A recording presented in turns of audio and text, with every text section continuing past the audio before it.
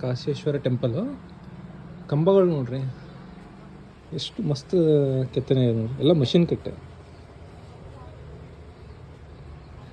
1 2 3 4 ಇದು 4 ಕಂಬಗಳು ಇಲ್ಲಿ.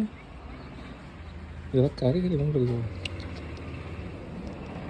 ಭಾರಿ ಸೂಕ್ಷ್ಮತೆಲ್ಲ ಅಂತ ಮಾಡಿ.